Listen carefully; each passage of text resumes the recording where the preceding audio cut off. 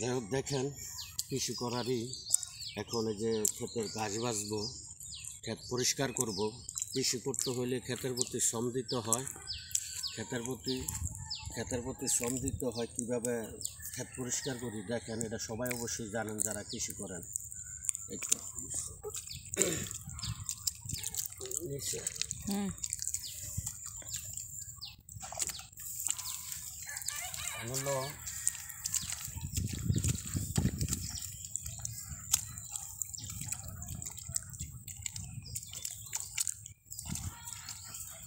হলো কৃষি করতে হলে এই যে এগুলান বাইসা দিতে হবে, তাহলে খেতে ধান বালিব।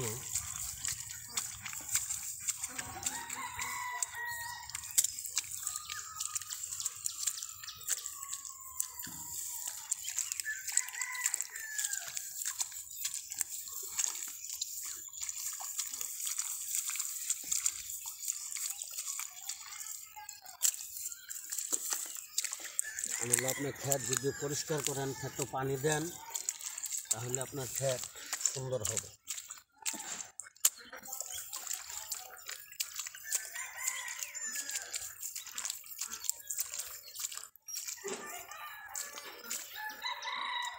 এই যে দেখেন কত সুন্দর এই গাছগুলান বাঁচতে হবে। গাছ যদি না বাঁচেন তাহলে ক্ষেতের ফলন ভালো হবে না।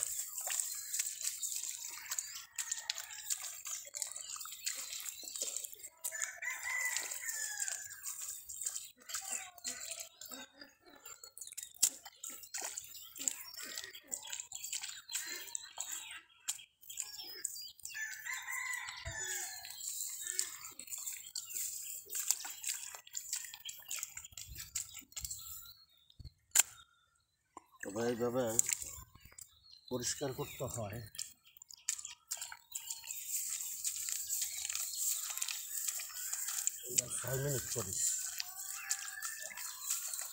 এইভাবে পরিষ্কার করতে হয়, গাছ বাঁচতে হয়, তাহলে গিয়ে ক্ষেতেরই হবে একটা সুন্দর হইব। মনে করেন ক্ষেত যদি পরিষ্কার না করেন তাহলে ক্ষেত সুন্দর হইব না। এই যে আমি বাঁচতেছি, এই যে আমার আব্বাই বাঁচতেছে, এই যে আমার আব্বাই বাঁচে পয়সা এই যে আমিও বাঁচতেছি। মনে করেন যদি না বাইসা দেয় তাহলে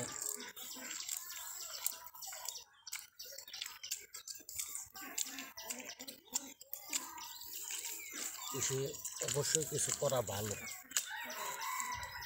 যাই চাকরি চুকরি করেন, সব কিছু করেন, পাশাপাশি একটু টাইম বার করে কিছু তরকারি কৃষি করবেন, নিজের জন্য ভালো, খাওয়ার জন্য ভালো। আমরা তো এখন দিনকে দিন তো কৃষি ভুলেই গেছি। এখন আগের মতন কৃষি তো আর মানুষে করে না। আগে তো মানুষ কৃষির উপর নির্ভরশীল আছে, কৃষি করতো মানুষ, এখন তো এটা ভুলেই গেছে।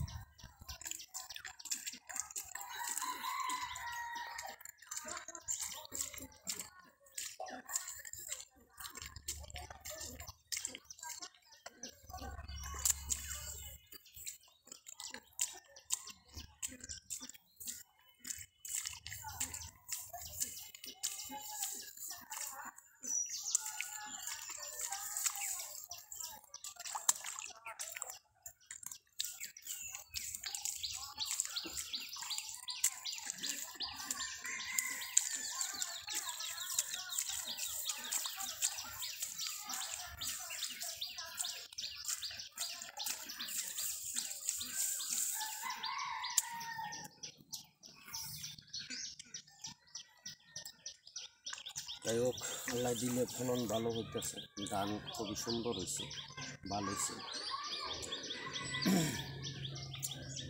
মোটামুটি এই করতেছে।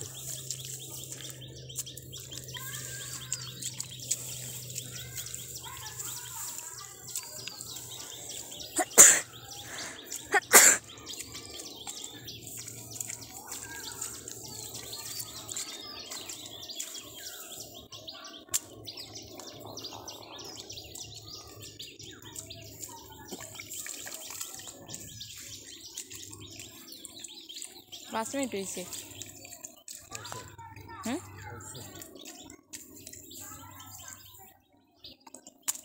আচ্ছা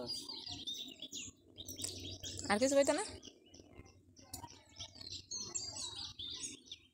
হুম দেখছস